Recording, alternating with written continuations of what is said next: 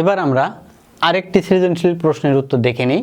এখানে দেখতে পাচ্ছি 29 একটি সংখ্যা। সংখ্যাটি মৌলিক না যৌগিক সংখ্যা? তাহলে মৌলিক সংখ্যা কোনগুলো এবং যৌগিক সংখ্যা কোনগুলো? মৌলিক সংখ্যা হচ্ছে 1 এবং ওই সংখ্যা ভিন্ন অন্য কোনো গুণনীয়ক নাই, তাদেরকে বলবো মৌলিক সংখ্যা। সাধারণত মৌলিক সংখ্যা বিজোড় সংখ্যার ভেতরেই হবে, কখনোই জোড় সংখ্যা মৌলিক সংখ্যা হতে পারে না। তাই 29 যেহেতু দেখতে পাচ্ছি একটি বিজোড় সংখ্যা, তাহলে এটি স্পষ্টতই বলতে পারবো এটি একটি মৌলিক সংখ্যা। আবার 1 এবং 29 ছাড়া অন্য কোনো সংখ্যা নাই যাদেরকে দ্বারা 29কে নিঃশেষে বিভাজ্য করা যায়, তাই 29 একটি মৌলিক সংখ্যা।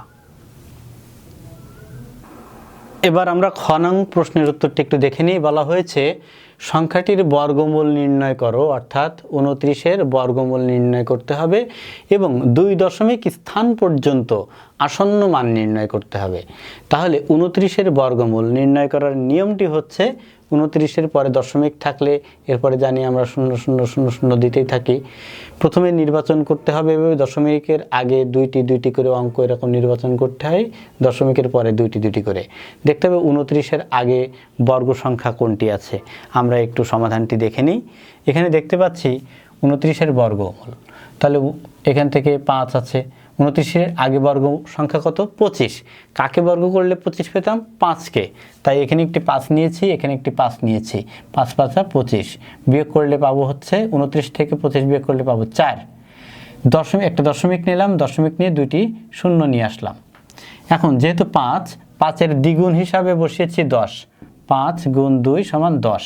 এখন এই 10-এর পরে এখানে এমন একটি সংখ্যা বসাবো যেটা এখানে বসাবো, পরে 3কে 103 দিয়ে গুণ করলে পাচ্ছি 309, বিয়োগ করলে আমরা এরকম পাচ্ছি।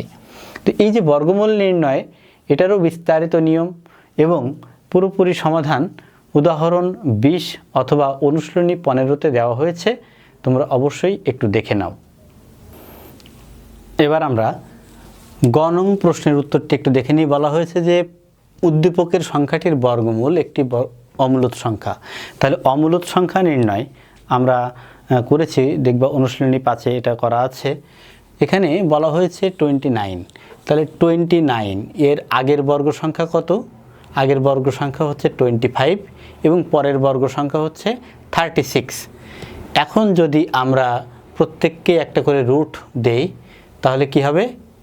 এরকম 25-এর বর্গমূল পাচ্ছি 5 রুট 29, এখানে 36-এর বর্গমূল পাচ্ছি 6, অর্থাৎ রুট 29, অর্থাৎ 29-এর বর্গমূল 5-এর চেয়ে বড়, 6-এর চেয়ে ছোট। তাহলে 5-এর চেয়ে বড় এবং 6-এর চেয়ে ছোট নিশ্চয়ই আর কোনো পূর্ণ সংখ্যা পাওয়া যায় না, তাই বলা হয়েছে রুটটা একটি পূর্ণ সংখ্যা নয়। তাহলে পূর্ণ সংখ্যা যেহেতু না, তাহলে অবশ্যই মূলদ বা অমূলদ কোনো কিছু একটা হতে পারে। তাহলে মূলদ হওয়ার শর্ত কি? এটিকে অবশ্যই পি ভাগ কিউ আকারে প্রকাশ করতে হবে। তাহলে আমরা ধরে নিলাম যে রুট 29 ইকুয়াল পি ভাগ কিউ। স্পষ্টতই P Q is greater than 1 এবং পি কিউ সহমৌলিক। এটা স্বাভাবিক নিয়মে যেভাবে আমরা করেছি, সমাধানটা আমি দিয়েছি, তোমরা একটু ভিডিওটা পোস্ট করে সমাধানটা লিখে নিতে পারো, বা আগেও করেছি তোমরা দেখে নিতে পারো। এরপরে দেখতে পাচ্ছি যে রুট 29 ইকুয়াল পি ভাগ কিউ লিখেছি। তাহলে রুট 29কে যদি বর্গ করি তাহলে পাবো 29 আর P square by Q square, P square ভাগ কিউ স্কোয়ার। এখন এখান থেকে যেহেতু হরের 2টি কিউ ছিল, অর্থাৎ কিউ স্কোয়ার মানে কি? Q into Q.